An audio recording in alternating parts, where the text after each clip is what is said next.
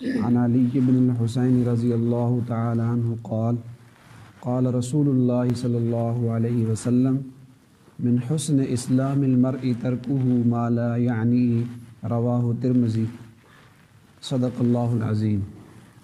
حضرت علی بن حسین رضی اللہ تعالیٰ عنہ سے روایت ہے، فرماتے ہیں رسول اکرم صلی اللہ علیہ وسلم نے فرمایا، آدمی کے اسلام کی خوبی یہ ہے کہ وہ لایانی گفتگو کو، بے فائدہ باتوں کو چھوڑ دے۔ لایانی کہتے ہیں ایسی بات کو، ایسے کام کو جس کا نہ دنیا میں فائدہ ہو نہ آخرت میں کوئی فائدہ ہو۔ تو آپ علیہ السلام نے فرمایا ایک مومن کی، ایک اچھے مسلمان کی خوبی یہ ہے، اس کا بہترین اسلام یہ ہے کہ آدمی لایانی گفتگو کو چھوڑ دے۔ ایسی بات جس کا نہ ہمیں کوئی دنیا میں فائدہ ہو رہا ہے نہ وہ ہمارے آخرت میں کوئی کام آئے گی، فضول گفتگو کرنا یہ آدمی کے حسن اسلام کی صفت نہیں ہے۔ اچھا اسلام، حسن اسلام یہ ہے کہ آدمی فضول باتوں کو چھوڑ دے۔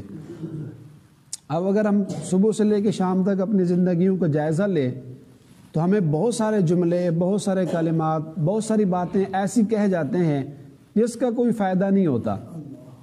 حدیث پاک میں ہے، حضرت عقبہ ابن عامر رضی اللہ تعالیٰ عنہ نے آ کر سوال کیا، یا رسول اللہ من نجات، کہ جہنم سے نجات مجھے کیسے ہوگی، آخرت میں کیسے بچ جاؤں گا؟ تو آپ علیہ السلام نے اس سوال کے جواب میں 3 باتیں ارشاد فرمائی۔ پہلی بات آپ نے یہ بات فرمائی، املک علیک لسانک، کہ اپنی زبان کو کنٹرول میں لے لو، اپنی زبان پر قابو پالو، نجات پا جاؤ گے۔ اب زبان بظاہر تو ہمارے جسم کا ایک چھوٹا سا عضو ہے جس کا اگر وزن کیا جائے تو شاید ایک چھٹانگ کے برابر ہوگا، لیکن اس کے اندر ہماری اخروی نجات چھپی ہوئی ہے۔ اس کی وجہ سے بسا اوقات ایک آدمی جنت کا مستحق بن چکا ہوتا ہے، ایسا کلمہ اس زبان سے نکل جاتا ہے کہ آدمی جہنم کا مستحق ہو جاتا ہے، اور ایسے ہی ایک آدمی وہ جہنم اس کے اوپر واجب ہو چکی ہوتی ہے، لیکن زبان سے کوئی ایسا میٹھا بول دیتا ہے، ایسا لفظ بول دیتا ہے، اللہ کو پسند آ جاتا ہے تو آدمی جنت کا مستحق ہو جاتا ہے۔ تو آپ نے فرمایا کہ پہلا کام یہ کرو، نجات اگر جہنم سے پانی ہے تو املک علیک لسانک، کہ اپنی زبان کو کنٹرول میں لو۔ اور دوسری بات آپ نے فرمائی وَلْيَسَعْكَ بَيْتُكَ، کہ تیرا گھر تیرے لیے وسیع ہو جائے۔ اس کا مطلب یہ ہے کہ خام خواہ گھر سے باہر نہ نکلو۔ جب فتنوں کا دور ہو اور دنیا پرستی کا دور ہو تو ضرورت کے مطابق گھر سے نکلو اور پھر فوراً گھر واپس لوٹ آؤ۔ نماز کے لیے گئے یا اللہ کے راستے میں کہیں تبلیغ کے لیے گئے یا اپنی ذاتی ضرورت کے لیے گھر سے باہر نکلے بازار میں سودا سلف لینے کے لیے، تو جب فارغ ہو جاؤ تو خام خواہ باہر وقت نہ ضائع کرو، فوراً گھر واپس لوٹ آؤ۔ یہ مطلب ہے وَلْيَسَعْكَ بَيْتُكَ، کہ تیرا گھر تیرے لیے کافی ہو جائے۔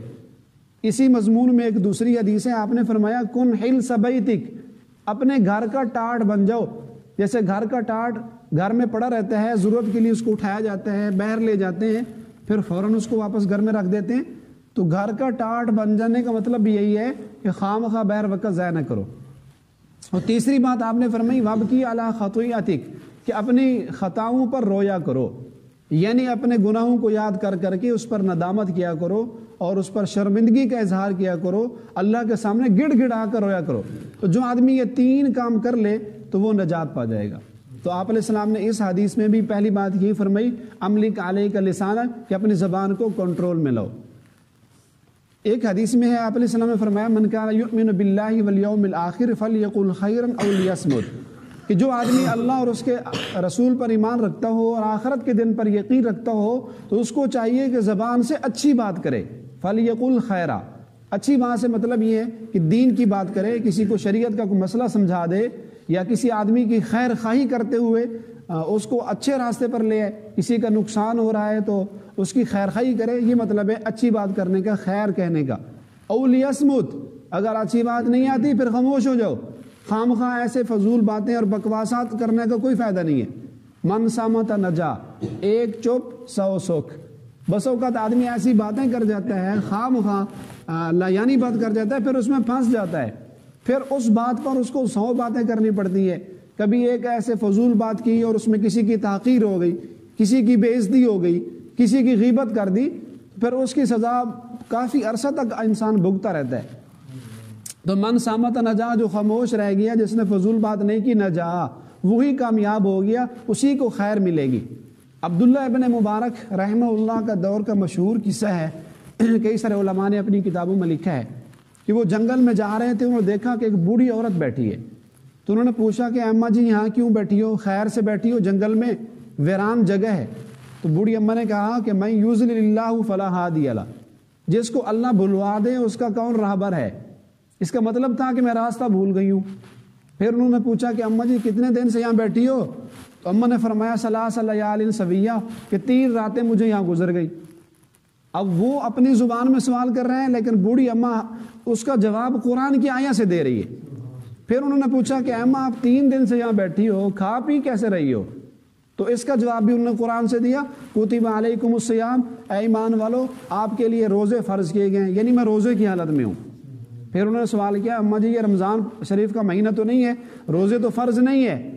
تو پھر انہوں نے آگے آیت پڑھی جس کا مطلب ہے کہ اگر تم نفلی روزے رکھ لو تو تمہارے لیے اس میں بھی خیر ہے، خیر لکم وان تصوموا خیر لکم، کہ اگر نفلی روزے رکھو یہ تمہارے لیے بہتر ہے، یعنی میں نفلی روزے کے ساتھ ہوں۔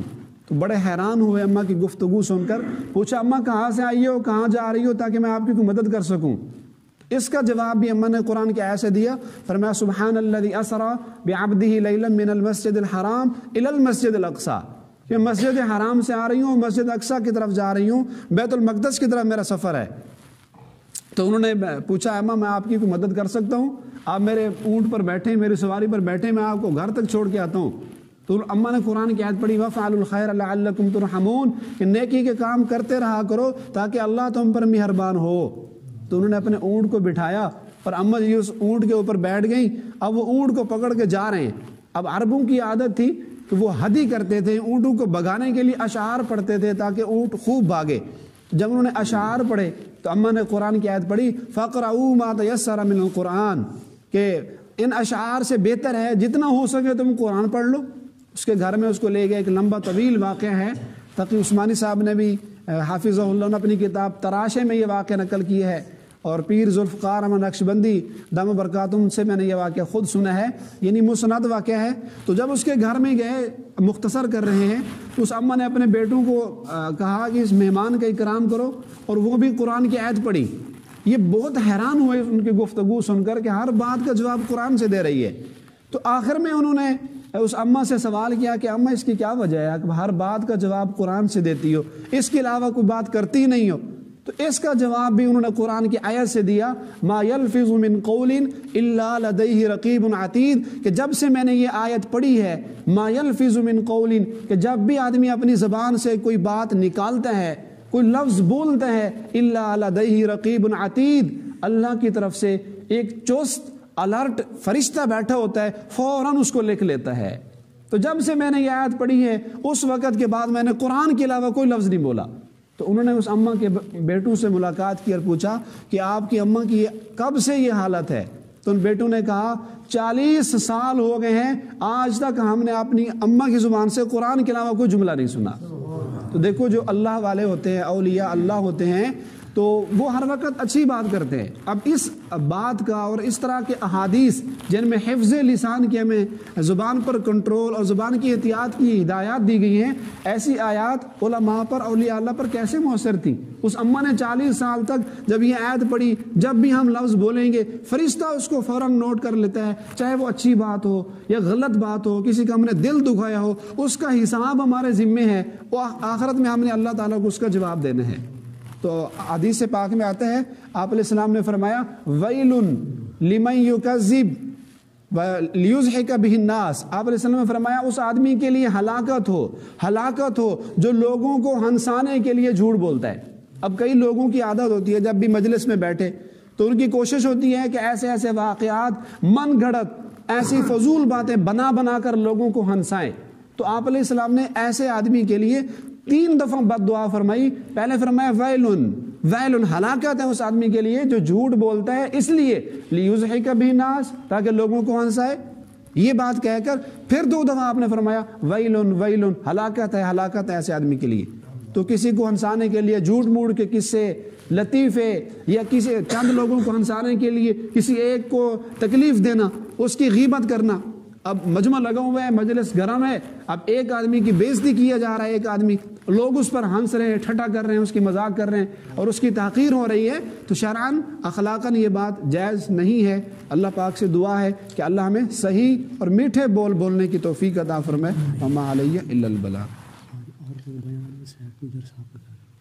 ہاں، آج مستورات کا بیان بھی ہے سیف گجر صاحب کے گھر میں، تو خود بھی ظہر سے عصر کے درمیان خود بھی اس میں شرکت کریں، اپنے گھر والوں کو مستورات کو بھیجیں اور اس کی آگے آواز بھی لگائیں، لوگوں کو بتائیں بھی صحیح، تاکہ زیادہ سے زیادہ مجمع ہو اور ایک ہمارا پروگرام کامیاب ہو جائے، اور اس کے لیے دعا بھی کرنی ہے اور ساتھ اس کے لیے آواز بھی لگانی ہے۔ بسم اللہ الرحمن الرحیم، الحمد للہ رب العالمین والعاقبۃ للمتقین والصلاۃ والسلام علی سید الانبیاء والمرسلین، یا حی یا قیوم برحمتک نستغیث، اللہم اصلح لنا شأننا کلہ ولا تکلنا الی انفسنا طرفۃ عین، یا حی یا قیوم برحمتک استغیث، اللہم انا نسألک العفو والعافیۃ والمعافاۃ الدائمۃ فی الدنیا والآخرہ۔ اے اللہ، یہ جو کچھ کہا گیا اس پر ہم سب کو عمل کی توفیق عطا فرما۔ اے اللہ، تمام برائیوں سے، بد اخلاقیوں سے ہماری حفاظت فرما۔ اے اللہ، ہمیں کامل مسلمان، کامل انسان بنا۔ اے اللہ، ہمیں بد اخلاقیوں سے، یا اللہ ظلم اور زیادتیوں سے محفوظ فرما۔ یا اللہ، ہمیں تمام نعمتوں کو صحیح استعمال کرنے والا بنا، اپنے جسم کے تمام اعضاء کو اللہ صحیح راستے پر استعمال کرنے کی توفیق عطا فرما۔ ہم سب کو اپنے دین کی خدمت کے لیے اے اللہ قبول فرما۔ اے اللہ، آج جو مستورات کا بیان رکھا گیا ہے، یا اللہ اس کو کامیاب فرما۔ یا اللہ، اس کو لوگوں کی ہدایت کا ذریعہ بنا، اور ہم سب کو اس کے لیے دعا کرتے ہیں، اللہ اس پروگرام کو کامیاب بنا۔ اے اللہ، خیر و عافیت والا معاملہ فرما، شرور اور فتنوں سے، مصائب سے، پریشانیوں سے ہماری حفاظت فرما۔ صلی اللہ تعالی علی خیر خلقہ محمد و آلہ وصحبہ اجمعین۔